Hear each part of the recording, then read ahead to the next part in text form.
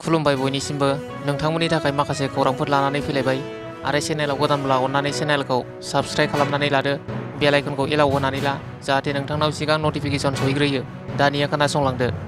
गिबि खौराङाव दङ गसाइगाव दायना सन्देहआव सासे बैसोगोरा आइजोखौ बुथारदों।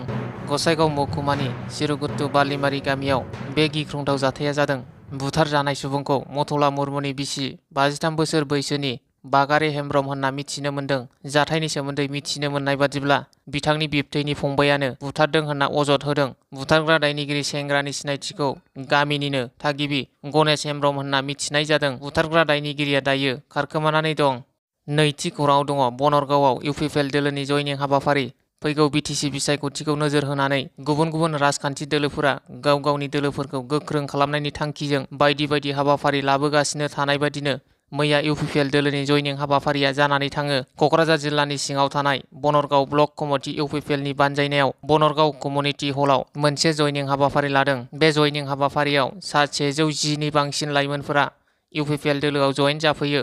हाबाफारियाव सानजा क'क्राझार बिधानसभा बियाबनि एमएलए लरेन्स इस्लारि, बनरगाव बियाबनि टिसिएलसिसिनि मासिगिरि रबिराम ब्रह्म आरो दोलोनि गोबां दैदेनगिरिफोरा गोदानै जयेन जाफैनाय सोद्रोमाफोरखौ दोलोआव बरायनानै लायो। थामथि खौराङाव दङ क'क्राझार सहरनि सुभासपल्लियाव सोलिदों नंखाय कम्पानिनि मावखुलि। पुलिसा सिग्रोमनायनि गेजेरजों हमना लाङो 4 आइजोफोरजों लोगोसे नंखाय मावखुलि सामलायग्रा 2 दायनिगिरि सुबुंखौ। क'क्राझार सहरनि सुभासपल्लियाव थांनाय माखासे दाननिफ्रायनो आइजोफोरखौ लानानै कल सेन्टारनि मुङै आयेन बेरेखा खामानि सोलिगासिनो दं होनना जायगानि सुबुंफोरा कमप्लेन हरनायनि उनाव क'क्राझार पुलिसा मैया जायगायाव हरखाबै सिग्रोमहैयो आरो नंखाय कल सेन्टारनि मावखुलि सामलायग्रा 2 सुबुंजों लोगोसे मावखुलियाव खामानि मावग्रा 4 आइजोफोरखौबो पुलिसा हमनानै लाङो। नंखाय कल सेन्टार सामलायग्रा हमजानाय 2 सुबुंखौ उत्तर प्रदेशनि होननानै मिथिनो मोननाय जादों। जायगानि सुबुंफोरा फोरमायनाय बादिब्ला बे जायगायाव मा खामानि मावो बिनि बागै जेबो मिथिया, नाथाय सानफ्रोमबो बे जायगायाव हिनजावफोर फैबाय थायो होननानै फोरमायो आरो बे जाथायनि सायाव नायबिजिरनाया सोलिगासिनो होननानै पुलिसा खौरांगिरिनि सिगाङाव बुंथियो। ब्रैथि खौराङाव दङ हाबा जाखानाय सासे आइजो गोमानानै दं। चिरां जिल्लानि दालिगाव पुलिस थानानि सिङाव थानाय निउ डिमापुर रौमारिनि थागिबि मंगलसिं नार्जारिनि बिसि प्रिया नार्जारिया थांनाय 12 सेप्तेम्बरनिफ्राय गोमानानै दं।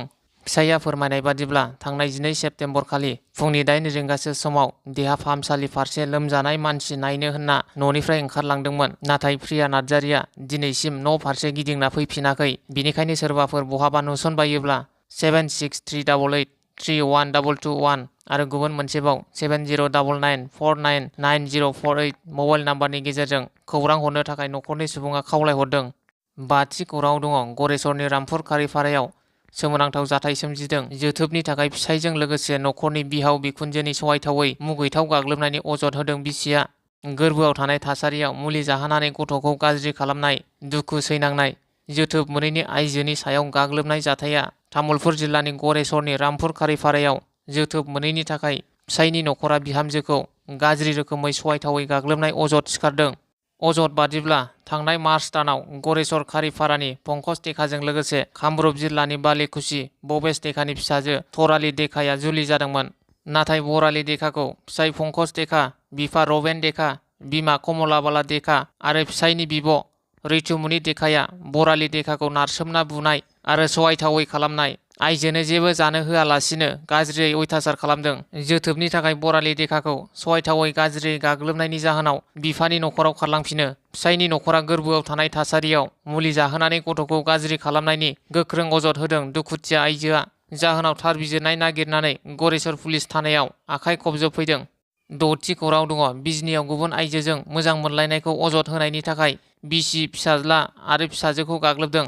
बे जाथाया चिरां जिल्लानि बिजनी पुलिस थानानि सिङाव थानाय बांगालजरायाव जायो। तपन राय मुंनि सासे आबादारिया बिसि, फिसाज्ला आरो फिसाजो थाखानानैबो गामिनि सासे रान्दि आइजो हिमानी दासजों आयेन बेरेखा मोजां मोनलायनायनि जाहोनाव दाङा बाजिया जायो। माखासे समनिफ्रायनो बीना रायनि फिसाय तपन रायनि आयेन बेरेखा हिमानी दासनि गेजेराव सोमोन्दो थानायखौ लाना न'खराव नांज्लायनाय थासारि जाफ्लेबाय थायोमोन। बेखौ सुस्रांनो थाखाय थांनाय सुक्रुबाराव खुंनाय मोनसे रायजोआरि मेलाव बिसि बीना राय आरो फिसाजो सीमा रायखौ हिनजावफोरनि मोनसे हानजाया गाज्रि रोखोमै गाग्लोबो।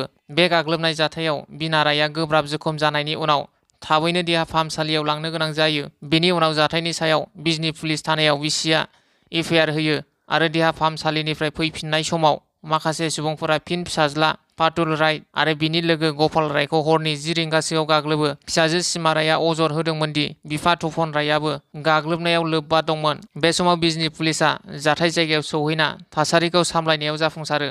स्निथि खौराङाव दङ डक्टरनि सांग्रांथि गैयैयाव आइजोनि जिउआ गोब्राब थासारियाव दिघियाजुलियाव निरला पलिक्लिनिकनि हेंथायै मोनसे सोमोनांथाव आरो गिख्रंथाव अजद थिखांदों। थांनाय 2023 मायथाइनि 15 सेप्तेम्बर खालि बाक्सा जिल्लानि रामफल गामिनि फाखनाराम सियारिया गोरबोआव थानाय गावनि बिसि दिपाली बर'खौ सिजारिं खालामनो दिघियाजुलियाव निरला पलिक्लिनिकआव थिसनदोंमोन। नाथाय दिपाली बर'आ सासे फिसा हौवा जोनोम होखांनायनि 10 दाननि उनाव गोब्राब उदै सानाय बेरामजों भुगिनांदोंमोन। बेनि उनाव नखरा निरला पलिक्लिनिकआव थिसनफिननायाव दिपाली बर'नाव टिउमार जादों होननानै फोरमायदोंमोन। नखरनि सोद्रोमाफोरा गाहाम फाहामथायनि थाखाय डक्टर रबि बर' सिभिल देहा फाहामसालियाव फाहामथाय लानानै अपारेसन खालामनायनि उनाव दिघियाजुलियाव निरला पलिक्लिनिकआव सिजारिं खालामनायाव दिपालीनि उदै सिङाव गांसे टावेल थाबोनाय जाथाया सोराङाव फैयो। उनाव गोब्राब थासारियाव साबसिन फाहामथायनि थाखाय गुवाहाटीनि GMCHआव थिसननाय जायो। दिपालीनि नखरा निरला पलिक्लिनिकआव बे जाथायखौ लानानै डक्टर सत्यजित बेनार्जीनि बेरेखायै खोन्दोआरि बिबानगिरिफोरनि सेराव अजद होनायाव डक्टर सत्यजित बेनार्जीआ गावनि बे गोरोन्थिखौ गनायना लायो आरो दिपालीनि फाहामथायनि थाखाय 30 लाख रां होनो खोथा होनानै 5 लाख रां होदोंमोन। नाथाय सोमोनांथाव डक्टर सत्यजित बेनार्जीआ दिपालीनि नखरनि बेरेखायै रां दाबिदों होनना उल्थासो पुलिसनो अजद होयो। केसनि सायाव बिथा खालामनानै नखरनि सोद्रोमाफोरा दिघियाजुलि पुलिस थानायाव थांनायाव डक्टर सत्यजित बेनार्जीआ दिपालीखौ गाव फाहामथाय होआखैमोन होनना पुलिसनि सिगाङाव फोरमायो। नाथाय निरला पलिक्लिनिकनि बादिब्ला डक्टर सत्यजित बेनार्जीआनो दिपालीखौ फाहामथाय होदोंमोन होनना फोरमायो। मख'नो गोनांदि डक्टर सत्यजित बेनार्जीआ दिपालीनि फाहामथायनि थाखाय 30 लाख रां होनो खोथा होदोंमोनब्लाबो 5 लाख रांल' एडभान्स होनानै लेखा बिलाइयावबो सागान होदोंमोन। बे समाव दिपालीनि नखरा जाथायखौ लानानै गिबि मन्थ्रि डक्टर हिमन्त बिश्व शर्मानिसिम मदद हास्थायदों। 8थि खौराङाव दङ नागालेन्डआव नांनानै थानाय केसआव हाजिर जानो रां मदद हरबाय थानायनि थाखाय MLA लरेन्स इस्लारिखौ साबायखर बावदों समर बसुमतारिया। नागालेन्डआव नांनानै थानाय केसआव हाजिर जानो आरो बेखौ फोजोबनायनि खामानियाव गोनां जानाय रांखौ मदद हरबाय थानायनि थाखाय MLA लरेन्स इस्लारिखौ साबायखर बावदों बारग' NDFB समर बसुमतारिया। 9थि खौराङाव दङ आसाम सरकारनि थोंजों थिसनथाइ होनाय एबा ADREआ थांनाय 16 सेप्तेम्बराव खुंफुंनाय आनजादा जोबखांनायनि उनाव सोंथि बिलाइखौ धेमाजि जिल्ला सिमेन्ट साफारिनि UN एकाडेमि आनजाद मिरुनि फट'ग्राफार मंगलसिं बसुमतारिया सावगारि सेबखांनानै आनजाद जोबखांनायनि उनाव सोंथि बिलाइ गोसारहोनायनि दायाव पुलिस बिफाना फट'ग्राफार मंगलसिं बसुमतारिजों लोगोसे गासै सा 8खौ हमनानै दासान्दि जोबथेसालियाव जोबनानै दोननायखौ थाबैनो उदां खालामनांगौ होनना गोख्रों दाबि दैखांदों जिल्ला खौसेथि बर' सुबुं आफादनि आफादगिरि राथिराम बसुमतारिया।